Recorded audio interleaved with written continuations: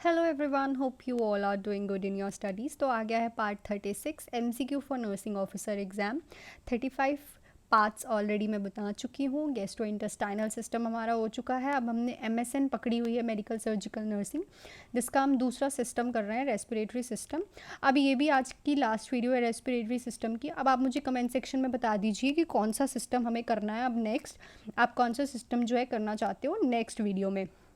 तो please comment section में comment ज़रूर कीजिएगा कि कौन सा सिस्टम मैं कराऊँ नेक्स्ट। ये वही क्वेश्चन है जो कि बहुत बार रिपीट हो चुके हैं और ऑल क्वेश्चंस मैंने इसमें ऐड किए हैं। स्टार्ट करते हैं with our first question. First question हमारे पास है the cartilage that completely encircle the larynx with a narrow part anteriorly and the border part posteriorly. जो लैरिंग्स हैं उसको कौन सा इसमें से कार्टिलेज कवर करता है एंटीरियरली से, और उसकी बॉर्डर पार्ट्स पोस्टीरियरली से, पीछे से। थायराइड कार्टिलेज, क्रेकॉइड कार्टिलेज, एर्थ्रॉइड कार्टिलेज या फिर एपिग्लोटाइटिस। कौन सा करता है? क्रिकॉइड कार्टिलेज जो है इसको कवर करता है। देखो, जो थायराइड कार्टिलेज होता है ये कौन सा करता है? लेरिंग्स के फ्रंट में और अबव द थायराइड ग्लैंड। और एरिटेनॉइड कार्टिलेज क्या करता है? ये पेयर तीन साइडेड के पिरामिड्स बनाता है, स्मॉल स्मॉल पिरामिड्स बनाता है, जो कि लेरिंग्स का एक पार्ट बनाते हैं। एपिग्लोटाइटिस तो आपको पता ही है, एक फ्लैप होता है जो कि फूड को लंग्स के अंदर एंटर करने से प्रिवेंट करता है। नेक्स्ट है the artery that supply blood to the diaphragm. कौन सी आर्टरी ब्लड डायफ्राग्राम को ब्लड सप्लाई करती है? Inferior mesenteric artery, suprarenal artery, inferior phrenic artery या फिर ऑल ऑफ द अबव। जो इन्फीरियर फ्रेनिक आर्टरी है वो ब्लड सप्लाई करती है डायफ्राग्राम को, ठीक है। मेसेंट्रिक आर्टरी किसको करती है? Large intestine and upper part of the rectum को। सुपर रीनल ग्लैंड को करती है, और ऑल ऑफ द अबव तो हो ही नहीं सकता। नेक्स्ट पे चलते हैं। Which of the following factor does not influence the exchange of gas across the respiratory member. इनमें से कौन सा फैक्टर है जो रेस्पिरेटरी मेंबर में गैस एक्सचेंज होने को इन्फ्लुएंस नहीं करता? ठीक है, जो गैसेस एक्सचेंज होती हैं उसमें इन्फ्लुएंस नहीं करता। Thickness of the membrane, the total surface area of the membrane, the size of the pores in the alveoli, the concentration gradient for grass cross the membrane. तो जो साइज़ है pores का वो बिल्कुल इन्फ्लुएंस नहीं करता एक्सचेंज ऑफ गैसेस में, ठीक है, इन द रेस्पिरेटरी मेम्ब्रेन, ठीक है। बाकी सब जो तीनों पॉइंट्स है they are involve in the influence when the exchange of gases take place in the respiratory system. So next पे चलते हैं। When the carbon dioxide level in the blood increase cause, अगर ब्लड में carbon dioxide का level increase हो जाता है तो वो क्या करता है? pH of the blood increase, the blood become more acidic, the number of hydrogen ion decrease, all of the above occur. जब ब्लड में कार्बन डाइऑक्साइड का लेवल इंक्रीज हो जाता है तो जो ब्लड है वो क्या हो जाता है? ज़्यादा एसिडिक हो जाता है, ठीक है। नेक्स्ट पे चलते हैं।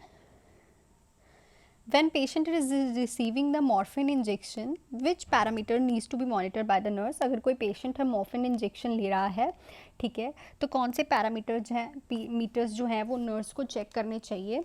तो हमारे पास ऑप्शन है deep tendon reflex, respiratory rate, pulse rate, temperature. तो हमें रेस्पिरेटरी रेट जो है वो पैरामीटर इंपॉर्टेंट है, हमें चेक करना है, क्योंकि ये रेस्पिरेटरी सुप्रेशन करता है, ठीक है, डिस्ट्रेस करता है, ठीक है। मॉर्फिन जो इंजेक्शन है रेस्पिरेटरी सिस्टम में डिस्ट्रेस करता है, ठीक है।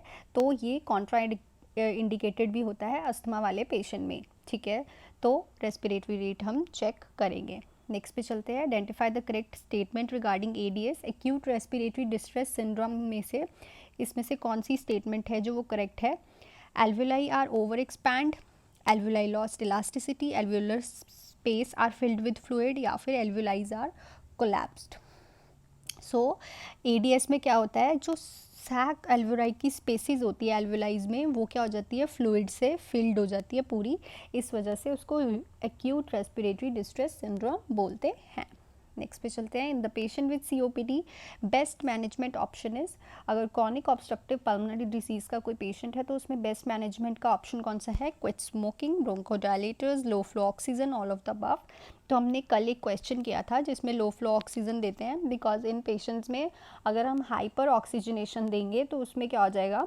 कार्बन डाइऑक्साइड की रिटेंशन होनी स्टार्ट हो जाएगी, जिससे हाइपर केपनिया होने के चांसेस हैं। हाइपरकेपनिया से क्या हो सकता है, पेशेंट ड्राउजीनेस और रेस्पिरेटरी डिस्ट्रेस और हो सकता है, क्योंकि सीओपीडी वाले पेशेंट में ऑलरेडी बहुत ज़्यादा ब्रोंकोस्पाज्म होता है, एल्वियोलाई डिस्ट्रक्शन हो जाती है, डैमेज हो जाते हैं, इसलिए उसमें लो फ्लो ऑक्सीजन ही बेस्ट ऑप्शन होता है। नेक्स्ट पे चलते हैं। A thoracentesis was performed on an adult client. After the procedure, the client has hemoptysis and the pulse 80, respiration 28 and temperature is 99 degree Fahrenheit. Which of these is a great concern of the nurse? देखो thoracentesis perform किया है हमने एक patient पे, तो उसकी ये सारी जो है रीडिंग्स आई हैं, तो कौन सी रीडिंग्स जो हैं वो कंसर्न की हैं? हेमोपटाइसिस, पल्स जो 80 बीट्स पर मिनट है, टेम्परेचर 99 डिग्री फ़ारेनहीट है, रेस्पिरेटरी 28 है। So obviously haemoptysis, blood in the sputum, because बाकी सारी चीज़ें तो आफ्टर प्रोसीजर होना नॉर्मल है, बट ब्लड आना इस एबनॉर्मल, सो ये कंसर्न का कारण हो सकती है। नेक्स्ट क्वेश्चन पे चलते हैं। When suctioning the tracheostomy tube, we must limit the suctioning to the maximum. Most important question, 5 second, 10 second, 15 second, 20 second. तो कितने सेकेंड्स के लिए हमें सक्शनिंग करनी होती है? 10 सेकेंड्स के लिए ही सक्शनिंग करनी होती है। अगर ज़्यादा क्लॉग्ड है जो ट्यूब है तो हम 15 सेकेंड जा सकते हैं, बट वो कुछ पेशेंट्स में ही जाते हैं, पर 10 सेकेंड से ऊपर नहीं करते। नेक्स्ट है, by rolling movement of catheter is needed while suctioning catheter is withdrawn. rolling movement, roll करके हम कैथेटर को बाहर निकालते हैं ना, जब सक्शन करते हैं तो वो क्यों करते हैं? to remove secretions, to provide proper pressure, to prevent a tissue trauma, for easy withdrawal of tube. so obviously ताकि जो है टिश्यू ट्रॉमा हम बचा सके, क्योंकि अगर एकदम से खींचेंगे तो प्रेशर एक ही जगह पे जाएगा, ठीक है। अगर हम इसे राउंड मोशंस में करके निकालेंगे ट्यूब को बाहर, तो इससे टिश्यू ट्रॉमा होने के चांसेस कम होते हैं। इंपॉर्टेंट क्वेश्चन है ये भी। So these are some important questions. तो लास्ट वीडियो थी ये रेस्पिरेटरी सिस्टम की। अब कौन सा सिस्टम करना है आप मुझे कमेंट सेक्शन में लिख सकते हैं।